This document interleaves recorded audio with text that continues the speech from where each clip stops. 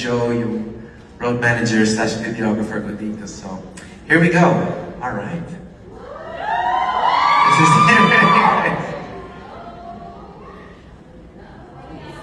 This is it. Mahal na ginawang Mr. B. First time pa lang tumatawa na kayo. Ganun kabulol pa ako. Okay.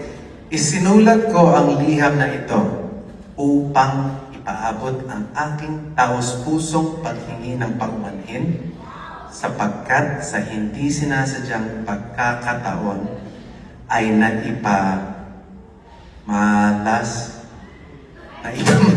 ko sa ano yun?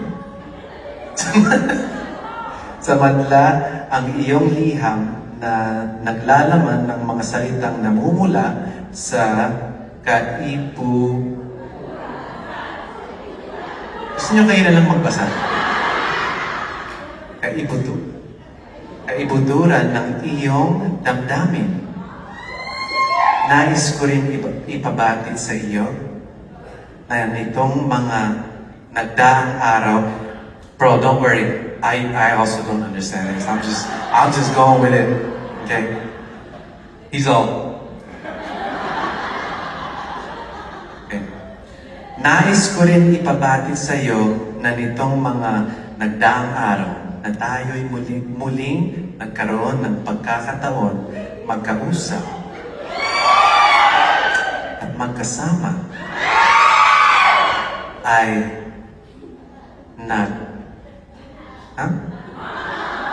nagdulot din sa akin ng mga ngiting hindi mapagkamalan. Ang iyong kabutihan, malasakit, at ang iyong walang sawang pag-aaruga. Ano yan? Pag-aaruga. Pag-aaruga. Para sa ating pinakamamahal na Katie, ay lubos kong pinahahalagahan. Ang iyong mga salita ay nakarating hindi lamang sa aking pandinig, kundi maging sa pinakatagong sulok ng aking kalooban. At ngayon, dumako tayo sa pinakamahalagang bahagi ng iyong liham. Iyong katanungan. Pwede na po ba ako manligaw? Matapos ang masusing pagnilay-nilay,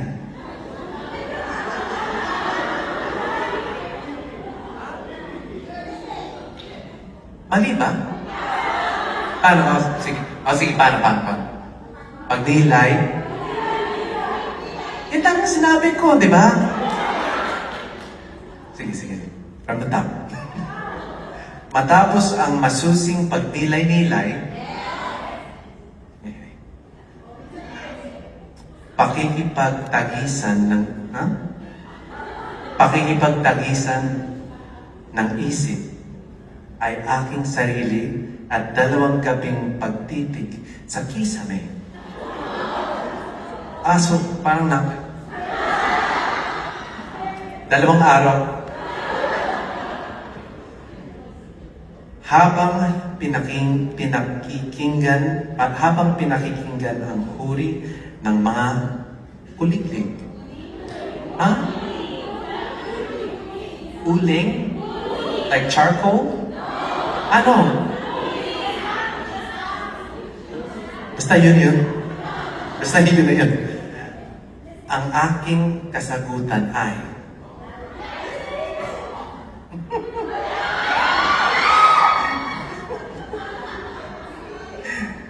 ang aking kasagutan ay oo.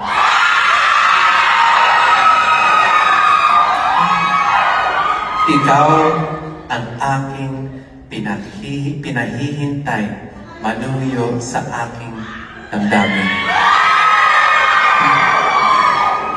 Lubos na gumagalang. Ano? Ha? Ano? Gumagalang.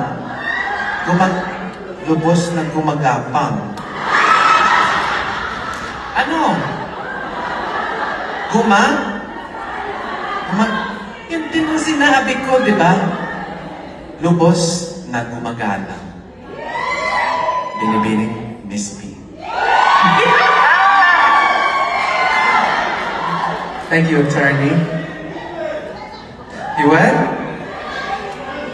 You guys want to hear? You want to hear it in English? So I got this Facebook page. I said it in English over there, so you can follow. You guys can follow my Facebook page for all the updates. You could all please follow Katrina's Facebook page kasi parang masaya kami na kasama kayo sa love story namin. Love story. Okay, nadudulas ako dito. But you know what? After reading the letter, I read the letter. Kagabi ko lang yan natanggap. I just got that letter last night. So after reading the letter, the one song that came to my head is actually a song that I recorded, and I think this next song fits perfectly with the situation that's happening between me and Miss B. Kasi after all these years, after we got together in 2008, we broke up in 2014, meron akong naging girlfriends.